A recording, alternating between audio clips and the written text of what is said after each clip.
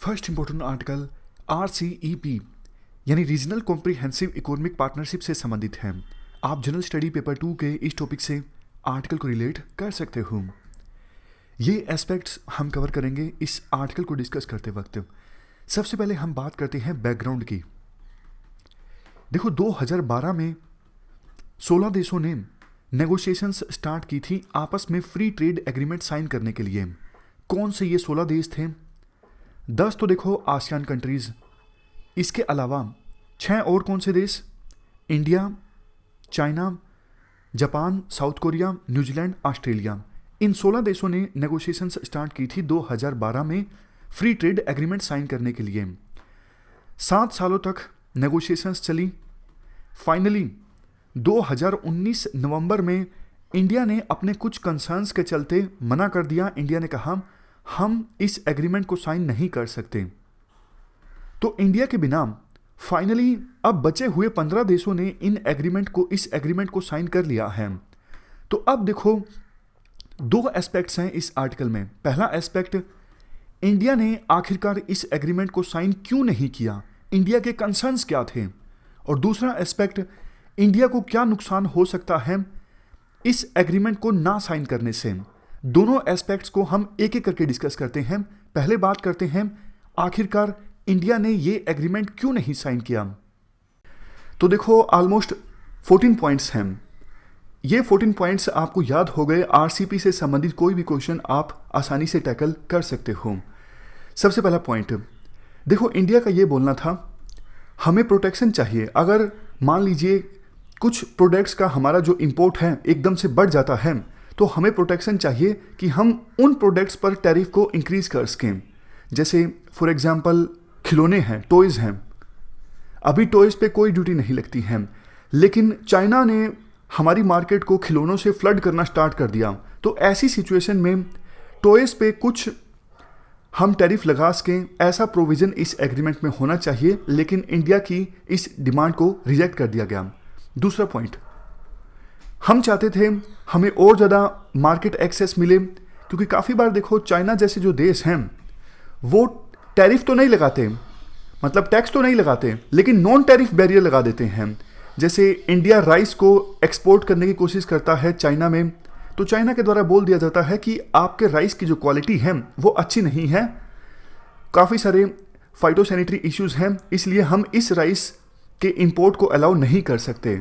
ये सिर्फ एक एग्जांपल है कि कैसे नॉन टैरिफ बैरियर लगाए जाते हैं। तो इंडिया चाहता था कि भैया चाइना जैसे जो देश हैं वो अपनी मार्केट को और ज़्यादा ओपन करें, क्योंकि वो टैरिफ तो कम कर देते हैं लेकिन नॉन टैरिफ बैरियर लगा देते हैं। दूसरे इश्यूज वो बीच में ले आते हैं, जिसकी वजह से हम अपने एक्सपोर्ट को इंक्रीज नहीं कर पाते चाइना में। तो इंडिया की इस मांग पर भी ज़्यादा ध्यान नहीं दिया गया।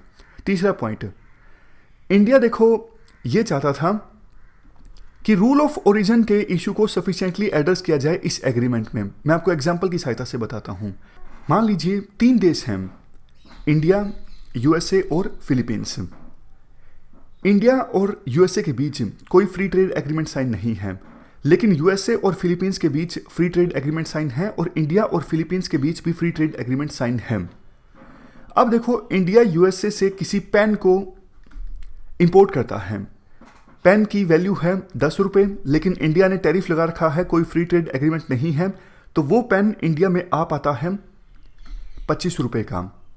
लेकिन चूंकि देखो यूएसए और फिलीपींस के बीच फ्री ट्रेड एग्रीमेंट साइन है, तो फिलीपींस में वही पेन इंपोर्ट हो पाता है 10 रुपये का।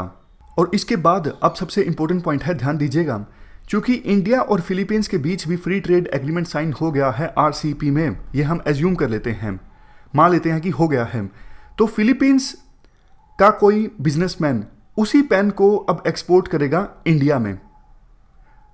अब देखो यूएसए से जब हम वो पेन इंपोर्ट करते थे तो उस पर टैरिफ लगता था, वो पेन आता था 25 रुपये का। लेकिन फिलीपींस के किसी बिजनेसमैन ने दिमाग लगाया, वो पेन पहले यूएसए से इंपोर्ट किया 10 रुपये में और थोड़ा प्रॉफिट कमा के वही पेन अब एक्सपोर्ट कर दिया इंडिया में।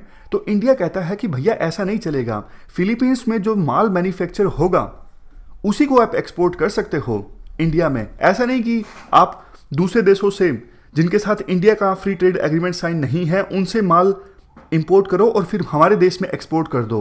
अगर ऐसा ही करना होता तो हम यूएसए के साथ ही ना फ्री ट्रेड एग्रीमेंट साइन कर लेते हैं। तो इंडिया की इस डिमांड पर भी कुछ खास ध्यान नहीं दिया गया, यानी इंडिया के कंसर्न्स थे रूल ऑफ ओरिजिन को लेके। इसके बाद है चौथा पॉइंट। देखो, कुछ प्रोडक्ट्स को लेके इंडिया के कंसर्न थे। इंडिया नहीं चाहता था कि उन प्रोडक्ट्स के इंपोर्ट पर टैरिफ को रिड्यूस किया जाए, लेकिन आरसीईपी के जो मेंबर कंट्रीज थे वो चाहते थे उन प्रोडक्ट्स पर भी इंडिया अपने टैरिफ को कम करे, फॉर एग्जांपल डेयरी प्रोडक्ट्स। तो 4 पॉइंट अभी तक हम डिस्कस कर चुके हैं। 5वां पॉइंट, अनसस्टेनेबल ट्रेड डेफिसिट। देखो, ऑलरेडी हमारा जो ट्रेड डेफिसिट है चाइना के साथ वो $53 बिलियन के आसपास है। अगर ये एग्रीमेंट इंडिया साइन करता बिना इश्यूज़ को एड्रेस किए तो चाइना से हमारा इंपोर्ट और भी ज़्यादा बढ़ जाता और ये जो ट्रेड डेफिसिट है ये $70 बिलियन के आसपास पहुंच जाता। नेक्स्ट 6th पॉइंट, इस एग्रीमेंट के साइन करने पर इंडिया की मार्केट तो आरसीईपी के मेंबर कंट्रीज़ के लिए ओपन हो जाती, लेकिन इंडिया को बाकी आरसीईपी मेंबर कंट्रीज़ में उतनी मार्केट की एक्सेस नहीं मिलती। देखो, सीधे शब्दों में बात करें, अगर इंडिया ये एग्रीमेंट साइन करता तो इंडिया का इंपोर्ट ज़्यादा बढ़ता लेकिन एक्सपोर्ट उतना नहीं बढ़ पाता। उसके बाद 7th पॉइंट, बेस ईयर को लेके भी इंडिया के कंसर्न थे। इंडिया का कहना था, अरे भैया आप टैरिफ को रिड्यूस कर रहे हो ना, आप 2013 को बेस ईयर मान लो, क्योंकि हमने 2014 में काफ़ी सारे प्रोडक्ट्स पर टैरिफ को इंक्रीज़ किया था। अगर आप 13 को मानते हो ना, हमें टैरिफ को बहुत ज़्यादा कम नहीं करना पड़ेगा। लेकिन आरसीईपी के मेंबर कंट्रीज़ मानने को तैयार नहीं थे, वो बोलते थे कि हम तो 14 को ही मानेंगे। इंडिया ने कहा ठीक है भाई, हम नहीं करेंगे एग्रीमेंट साइन। उसके बाद देखो 8वां पॉइंट, काफ़ी सारी इंडिया की इंडस्ट्रीज़ ने कंसर्न्स रेज किए थे, अगर इंडिया ये डील साइन करता है, आरसीईपी एग्रीमेंट साइन करता है, तो बहुत सारी डोमेस्टिक इंडस्ट्रीज़ को इससे नुकसान पहुँचेगा। For example dairy industries. Dairy industries पे पूरा एक आर्टिकल आज पब्लिश हुआ है जिसे हम डिटेल से डिस्कस करेंगे।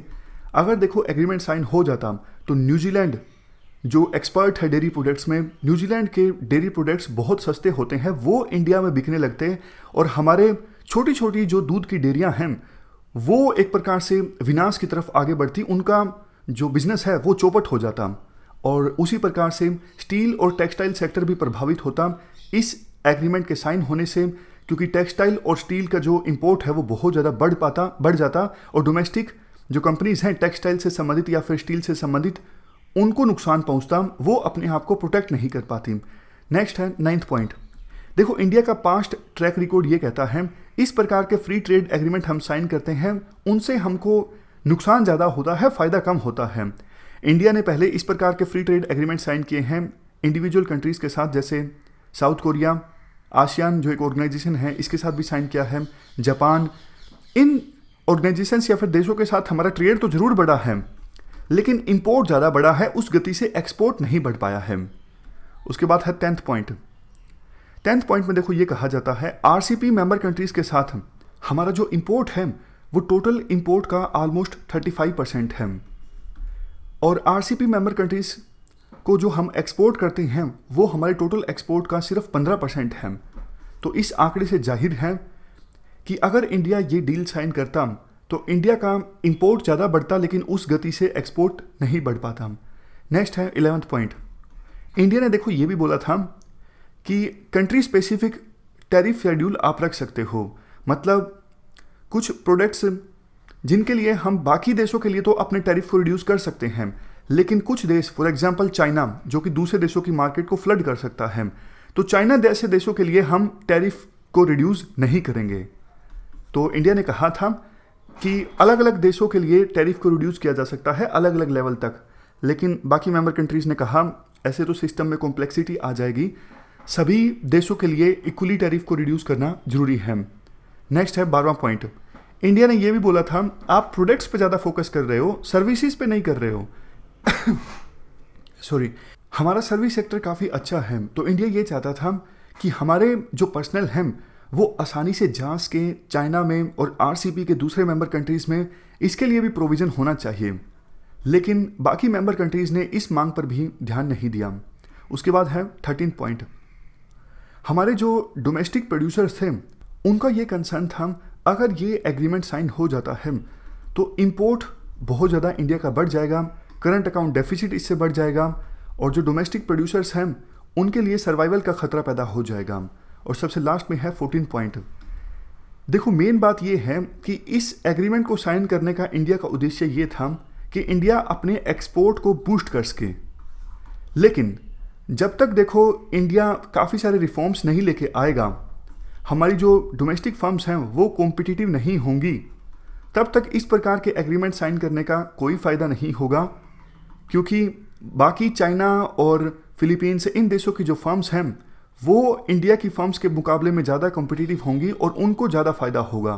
तो आवश्यकता ये है कि पहले इंडिया रिफॉर्म्स लाने पर फोकस करे, हमारी एमएसएमईज को प्रॉफिटेबल बनाए, उनको एडवांस टेक्नोलॉजी दी जाए, तो उसके बाद हम बाकी देशों की फर्म्स का मुकाबला आसानी से कर सकते हैं और हमारे एक्सपोर्ट को इंक्रीज कर सकते हैं। तब जाके हमें इस प्रकार के एग्रीमेंट्स का फ़ायदा होगा। इस प्रकार से हमने ये डिस्कस किया कि इंडिया ने regional comprehensive economic partnership agreement को क्यों नहीं साइन किया। अब हम ये बात करते हैं कि इंडिया को क्या फ़ायदे होते अगर इंडिया इस एग्रीमेंट को साइन करता। देखो, कोविड-19 का काफ़ी प्रतिकूल असर पड़ा है विभिन्न देशों की इकोनॉमी पर, यानी एडवर्स इम्पैक्ट पड़ा है। यूएस और यूरोपियन कंट्रीज़ में कोविड-19 की फ़िलहाल सेकेंड वेव देखने को मिल रही है, जबकि ये सारे देश China, south Korea, Vietnam, Australia, New Zealand, इन्होंने कोविड-19 को काफ़ी अच्छे से टैकल किया है। इसलिए इन देशों में इकोनॉमी रिकवरी काफ़ी तेज़ी से हो रही है। अगर इंडिया ने ये एग्रीमेंट साइन किया होता तो इंडिया को भी फ़ायदा होता, क्योंकि ये देश तो अब काफ़ी तेज़ी से ग्रो करेंगे और इनके साथ अगर इंडिया का ट्रेड होता तो इंडिया को भी फ़ायदा होता। दूसरा पॉइंट, देखो जो ब्रेग्जिट है उसकी नेगोशिएशंस भी अभी ठंडे बस्ते में हैं। कोई नहीं जानता कि फाइनली ब्रिटेन जब यूरोपियन यूनियन से अलग होगा दोनों के बीच में क्या रिलेशन होगा। तो ऐसी अनसर्टेनिटी में इंडिया अगर ये एग्रीमेंट साइन करता तो इंडिया को फ़ायदा ही होता। इस एग्रीमेंट को ना साइन करके इंडिया ने एक बहुत ही इंपॉर्टेंट अपॉर्चुनिटी को मिस कर दिया है। नेक्स्ट पॉइंट, देखो RCEP मेंबर्स की जो पॉपुलेशन है वर्ल्ड की टोटल पॉपुलेशन का 1/3 है और RCEP मेंबर कंट्रीज वर्ल्ड की GDP में 30% कंट्रीब्यूट करते हैं। तो टाइमिंग जो है कोविड-19 के बाद इस एग्रीमेंट का साइन होना, यानी अब इंडिया को छोड़ दें तो RCEP में 15 देश हैं, तो 15 देशों के बीच में फ्री ट्रेड होगा। तो ये एक यूनिक अपॉर्चुनिटी प्रोवाइड करता है कि काफ़ी तेज़ी से अब इकोनॉमिक रिकवरी होगी, RCEP के मेंबर कंट्रीज़ की इंक्लूसिव डेवलपमेंट होगी और जॉब क्रिएशन भी काफ़ी ज़्यादा होगा। तो अगर इस एग्रीमेंट का इंडिया पार्ट होता तो इन सब बेनिफिट्स का इंडिया भी लाभ उठा सकता था। नेक्स्ट, देखो ये बात सही है कि इंडिया के काफ़ी सारे कंसर्न्स हैं और उन कंसर्न्स को नहीं एड्रेस किया गया था पहले, लेकिन और भी तो देश हैं जैसे वियतनाम, फिलीपींस, ये छोटे छोटे देश हैं। वियतनाम का तो चाइना के साथ डिस्प्यूट भी है, लेकिन फिर भी वियतनाम ने उन डिस्प्यूट्स को दबाकर इस एग्रीमेंट को साइन किया, क्योंकि वियतनाम को लगता था कि एक बार डिस्प्यूट को हम साइड में रख देते हैं, एग्रीमेंट को साइन करेंगे तो फ़ायदा होगा। तो इंडिया को भी बड़ी पिक्चर देखनी चाहिए थी। इंडिया ने बड़ी पिक्चर शायद नहीं देखी, इसी वजह से इंडिया ने इस एग्रीमेंट को ना साइन करने का फैसला लिया। लास्ट में कंक्लूजन में कहा जाता है, देखो फाइनली अब जो एग्रीमेंट साइन हुआ है RCEP 15 देशों के बीच, उसकी फाइनल समरी को आप देखोगे तो काफ़ी सारी चीज़ों को एड्रेस किया गया है जिनको लेके इंडिया के कंसर्न्स थे, जैसे rule of origin, trade in services, movement of persons. कुल मिलाकर लास्ट में ये कहा जा सकता है कि ये जो 15 देश हैं ये भी चाहते हैं कि इंडिया इस एग्रीमेंट को साइन करें। उनको पता है इंडिया 130 करोड़ जनसंख्या वाला देश है, इतनी बड़ी मार्केट है, अगर इंडिया इस एग्रीमेंट में शामिल होता है तो हमको भी इससे फ़ायदा होगा। तो इंडिया के लिए अभी भी डोर ओपन है। इसके अलावा RCEP ने पहले जो 18 महीनों का कूलिंग ऑफ पीरियड था कि 18 महीनों के बाद ही कोई इंटरेस्टेड एप्लीकेंट ज्वाइन कर सकता है RCEP को, इसे भी रिमूव कर दिया गया है। मतलब कहने का यही है, इंडिया के लिए विंडो अभी भी ओपन है इस एग्रीमेंट को ज्वाइन करने की, इस पार्टनरशिप को ज्वाइन करने की। तो इंडिया को अपनी पोजीशन को फिर से रिव्यू करना चाहिए और ओपननेस को अपनाना चाहिए, ना कि प्रोटेक्शनिज्म को। प्रोटेक्शनिज्म मतलब जब कोई कंपनी बाहर से इंपोर्ट होने वाले माल पर टैरिफ को इंक्रीज करती है ताकि डोमेस्टिक इंडस्ट्रीज को बचाया जा सके, प्रोटेक्ट किया जा सके, तो इसे कहा जाता है प्रोटेक्शनिज्म। तो इंडिया को प्रोटेक्शनिज्म छोड़ ओपननेस को अपनाना चाहिए, ऐसा आर्टिकल में कहना है। ये हमने पूरा आर्टिकल डिस्कस किया RCEP के बारे में। चलते हैं आगे। नेक्स्ट आर्टिकल आंध्र प्रदेश में 3 कैपिटल्स के फॉर्मूला से संबंधित है। आप जीएस पेपर 2 के इस टॉपिक से आर्टिकल को रिलेट कर सकते हो।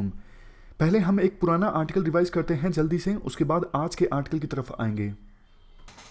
पहले आप एक क्वेश्चन का आंसर दीजिए। साउथ अफ्रीका की कैपिटल कौन सी है? आप मुझे बताइए, साउथ अफ्रीका की राजधानी कौन सी है? प्रिटोरिया है, केप टाउन है, या फिर ब्लूमफोंटेन है? देखो, ये तीनों की तीनों राजधानियां हैं साउथ अफ्रीका की। वहां पर कोई एक राजधानी नहीं है, वहां पे गवर्नेंस जो है वो डिसेंट्रलाइज्ड है। प्रिटोरिया से सरकार चलती है, यहां पर ये एडमिनिस्ट्रेटिव कैपिटल है। ब्लूमफोंटेन ये जुडिशियल कैपिटल है, यहां पर वहां की सुप्रीम कोर्ट बैठती है। और केप टाउन ये उनकी लेजिस्लेटिव कैपिटल है। जैसे हमारे देश में दिल्ली में संसद है, वहाँ का नेशनल लेजिस्लेचर है केप टाउन में। तो गवर्नेंस डिसेंट्रलाइज्ड है साउथ अफ्रीका में, वहाँ पर एक कैपिटल नहीं है, 3 कैपिटल्स हैं। अब बात करते हैं आंध्र प्रदेश की। देखो, 2014 में आंध्र प्रदेश और तेलंगाना अलग हो गए थे। तो एक्ट इस प्रकार का बना था, 10 साल के लिए हैदराबाद जो है वो आंध्र प्रदेश और तेलंगाना दोनों की राजधानी होगी, और उसके बाद आंध्र प्रदेश को अपनी खुद की अलग से एक नई राजधानी बनानी होगी। तो उस समय देखो, मिनिस्ट्री ऑफ होम अफेयर के द्वारा एक कमेटी गठित की गई थी शिवरामकृष्णा की अध्यक्षता में। उन्होंने ये सजेस्ट किया था कि भैया एक कैपिटल बनाने की कोई आवश्यकता नहीं है, आप गवर्नेंस को डिसेंट्रलाइज्ड करो।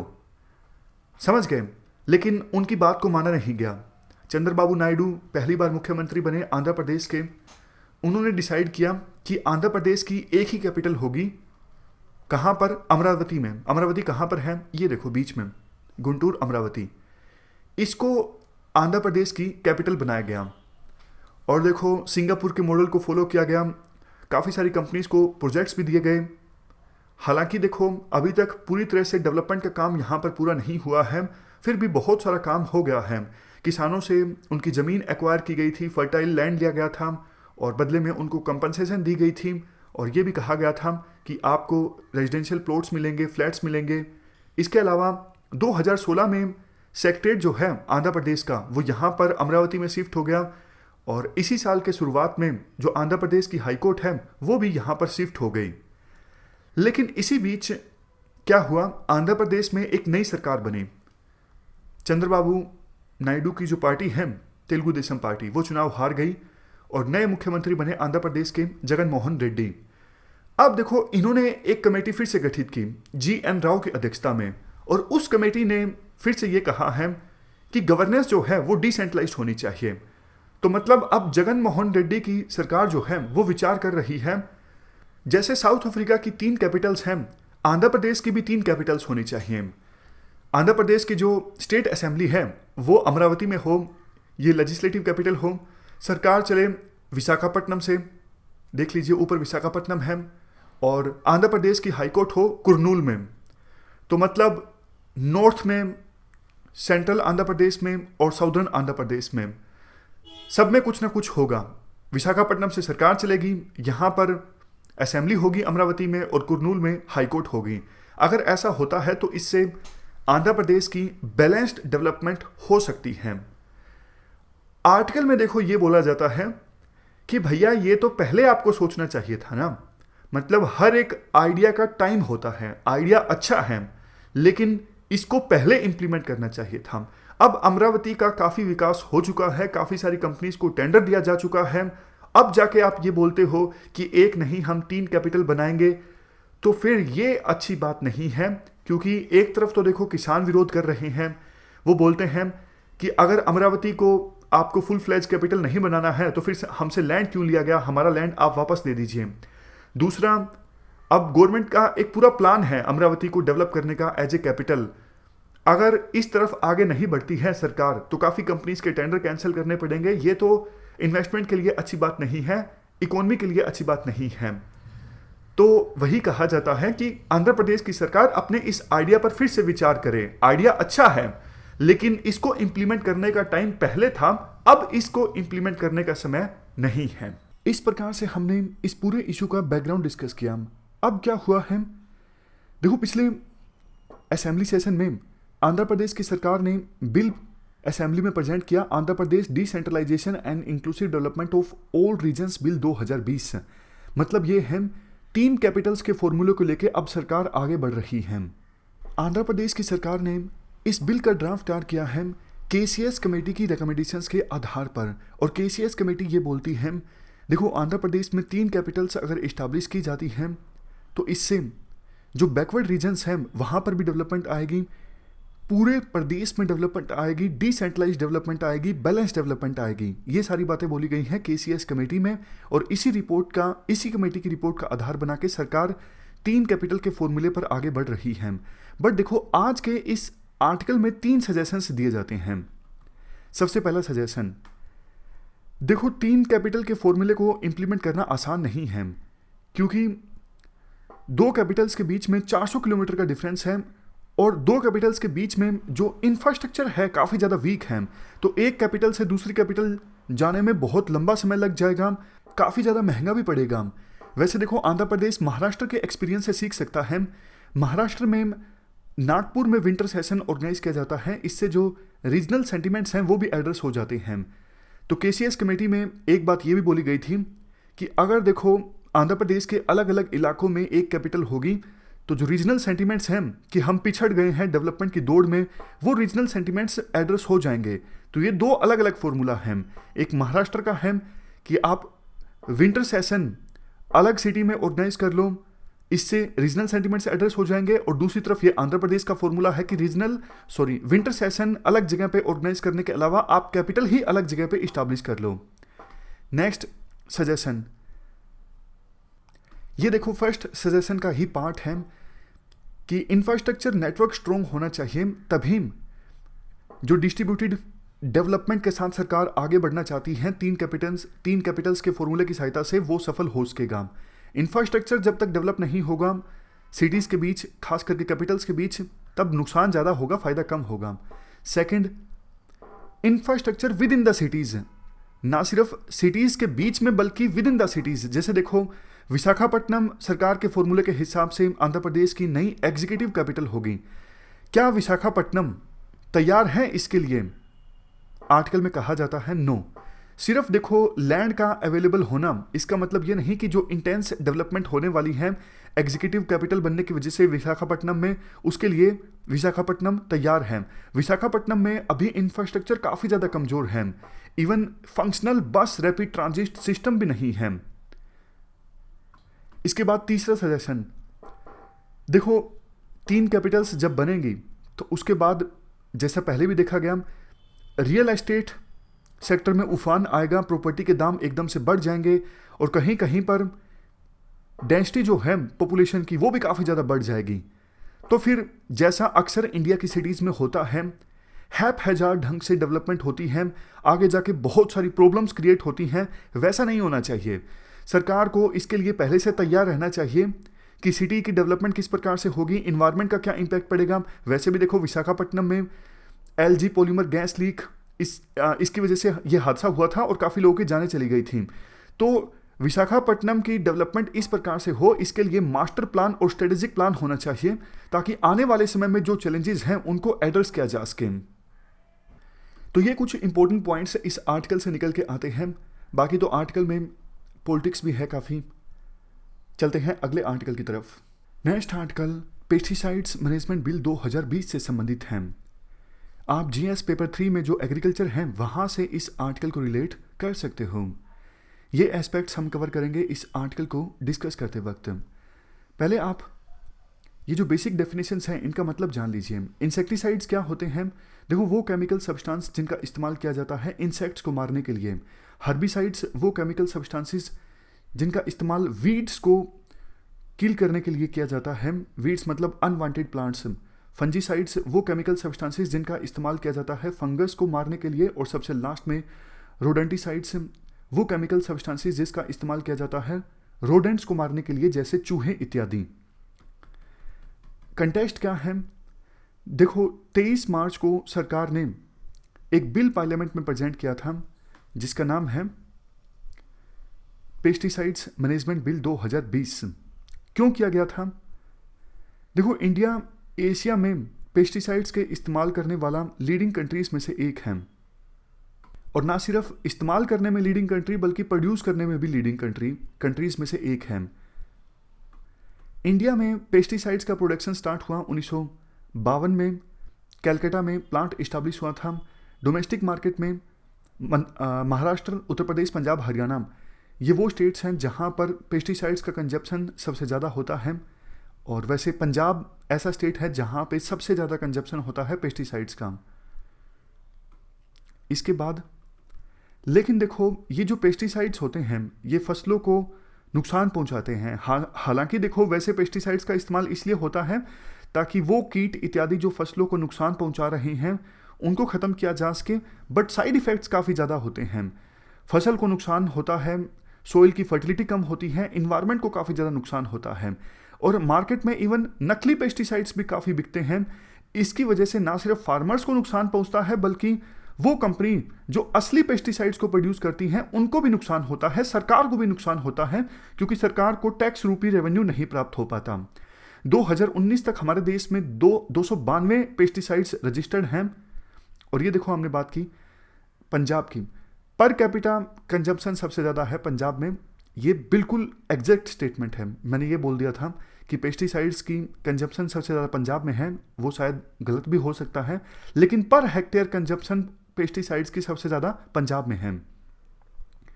तो देखो, इन सब रीजन्स को देखते हुए 23 मार्च 2020 को ये बिल राज्यसभा में प्रेजेंट किया गया था ताकि हमारे देश में पेस्टिसाइड्स के मैन्युफैक्चरिंग को, इंपोर्ट को, सेल को, स्टोरेज को, डिस्ट्रीब्यूशन को, यूज को और डिस्पोजल को रेगुलेट किया जा सके, और ये भी इंश्योर किया जा सके कि फार्मर्स के लिए सेफ पेस्टिसाइड्स अवेलेबल रहें, और जो पेस्टिसाइड्स अवेलेबल हैं उनसे ह्यूमन बींग्स को, एनिमल्स को और इन्वायरमेंट को कम से कम नुकसान हो। इससे पहले पेस्टिसाइड्स को रेगुलेट करने के लिए जो एक्ट था वो 1968 का था, इंसेक्टिसाइड्स एक्ट 1968। तो इस एक्ट को रिप्लेस किया जाएगा नए बिल के द्वारा अगर ये पास हो जाता है। 50 साल पुराना ये एक्ट था, इंसेक्टिसाइड्स एक्ट 1968।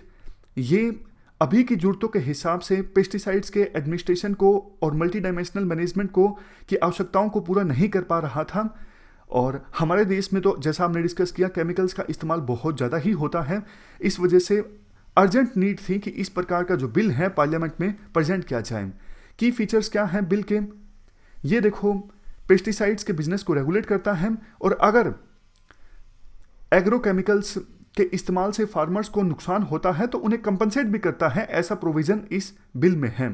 तो एक प्रकार से फार्मर्स को एम्पावर करने की कोशिश की गई है इस बिल की सहायता से, क्योंकि देखो, प्रोविजन ये भी है, पेस्टिसाइड से संबंधित सारी जो इंफॉर्मेशन है वो डिजिटल फॉर्मेट में मौजूद रहेगी। फार्मर्स उनको एक्सेस कर सकेंगे, जैसे इस पेस्टिसाइड के इस्तेमाल करने से क्या साइड इफेक्ट हो सकते हैं, इस पेस्टिसाइड के रिस्क क्या हैं, अल्टरनेटिव्स क्या क्या हैं, सारे अगर इंफॉर्मेशन फार्मर्स के पास रहेगी तो फार्मर्स आसानी से डिसीजन ले सकेंगे कि इस पेस्टिसाइड को परचेज करना चाहिए या फिर नहीं करना चाहिए। और अगर देखो नुकसान हो जाता है तो उसको कंपनसेट करने के लिए आवश्यकता पड़ने पर एक सेंट्रल फंड भी इस्टेब्लिश किया जा सकता है, ऐसा बोला गया है बिल में। इसके अलावा बिल में ऑर्गेनिक पेस्टिसाइड्स को प्रमोट करने की भी बात कही गई है। नेक्स्ट पॉइंट, सभी पेस्टिसाइड मैन्युफैक्चरर्स को रजिस्टर करवाना होगा अगर ये बिल पास हो जाता है। जो पेस्टिसाइड्स की एडवर्टाइजमेंट होती है उसे भी रेगुलेट किया जाएगा ताकि किसी प्रकार की कोई कंफ्यूजन ना हो फार्मर्स को। तो ये हमने प्रमुख प्रोविजंस की बात की। अब बात करते हैं मेजर इश्यूज की। देखो, सबसे पहला मेजर इशू तो ये है, ये बिल जो है अशोक डलवई कमेटी की रिकमेंडेशन को इग्नोर करता है, जिसको 2018 में गठित किया गया था, जिसने कहा था डोमेस्टिक और इंडिजिनस जो इंडस्ट्रीज हैं उनको प्रमोट किया जाए। बट बिल में डोमेस्टिक पेस्टिसाइड इंडस्ट्रीज को प्रमोट करने के लिए सरकार ने कुछ खास प्रोविजन नहीं किया है। इवन आर्टिकल में तो ये भी कहा जाता है सरकार का जो लक्ष्य है 2022 से पहले किसानों की इनकम को डबल करना है, वो लक्ष्य रिफ्लेक्ट नहीं होता है इस बिल के प्रोविजंस में। नेक्स्ट इशू, देखो, कुछ पेस्टिसाइड्स ऐसे हैं जिनको परचेज करने के लिए फार्मर्स को प्रिस्क्रिप्शन की आवश्यकता होगी, तो इससे तो चीज़ें और ज़्यादा मुश्किल हो जाएंगी। किसानों को कुछ पेस्टिसाइड्स को प्रोक्योर करने में कठिनाई का सामना करना पड़ेगा। नेक्स्ट इशू, ब्यूरोक्रेसी के हाथ में काफ़ी सारी पावर्स आ जाएंगी, क्योंकि देखो, रजिस्ट्रेशन कमेटी को पावर्स मिल जाती हैं जो कि पेस्टिसाइड्स के रजिस्ट्रेशन को रिव्यू करेगी। ये काफ़ी ज़्यादा सब्जेक्टिव चीज़ है क्योंकि ये कमेटी लाइसेंस को सस्पेंड भी कर सकती है, कैंसिल भी कर सकती है और बैन भी लगा सकती है पेस्टिसाइड पर। तो मतलब ब्यूरोक्रेसी के पास काफ़ी ज़्यादा पावर आ जाएगी। नेक्स्ट पॉइंट देखो, अशोक दलवाई कमेटी ने यह कहा था कि पेस्टिसाइड्स के इंपोर्ट में कमी लाई जाए और इंपोर्टेड फॉर्मुलेशंस जिनके आधार पर पेस्टिसाइड्स का निर्माण होता है उन पर भी डिपेंडेंसी कम की जाए। बट ये जो बिल है इसके एक्ट बनने के बाद बल्कि फॉर्मुलेशंस का जो इंपोर्ट है यानी पेस्टिसाइड्स की मैन्युफैक्चर करने के लिए रॉ मटेरियल का जो इंपोर्ट है बल्कि और ज़्यादा बढ़ेगा और हमारे देश से पेस्टिसाइड्स का जो एक्सपोर्ट होता है वो कम होगा। बिल में यह भी कहा गया है कि वो पेस्टिसाइड्स जो 1968 के एक्ट में ऑलरेडी रजिस्टर्ड हैं उनको भी दोबारा से री रजिस्ट्रेशन करवाना होगा। तो इस प्रोविजन की वजह से जो पेस्टिसाइड्स इंडस्ट्री है इसमें काफ़ी इंस्टेबिलिटी देखने को मिल सकती है। वे फॉरवर्ड में कहा जाता है देखो ये जो भी इश्यूज हैं इनको सरकार को कंसिडर करना चाहिए, रिव्यू करना चाहिए ताकि फाइनल एक्ट बनाने से पहले जो इनमें बदलाव लाया जा सके। और वैसे देखो पेस्टिसाइड्स का जो इस्तेमाल है वो कम से कम ही होना चाहिए क्योंकि पेस्टिसाइड से बहुत नुकसान होता है। जैसे फार्मास्यूटिकल ड्रग्स की एडवर्टाइजमेंट सरकार अलाउ नहीं करती, उसी प्रकार से पेस्टिसाइड्स की एडवर्टाइजमेंट को भी अलाउ नहीं करना चाहिए क्योंकि काफ़ी सारी एडवर्टाइजमेंट्स ऐसी होती हैं जो फार्मर्स को रिझाने की कोशिश करती हैं और फार्मर्स उन पेस्टिसाइड्स को खरीद लेते हैं, लेकिन इससे इन्वायरमेंट को भी काफ़ी नुकसान होता है जैसा हमने डिस्कस किया।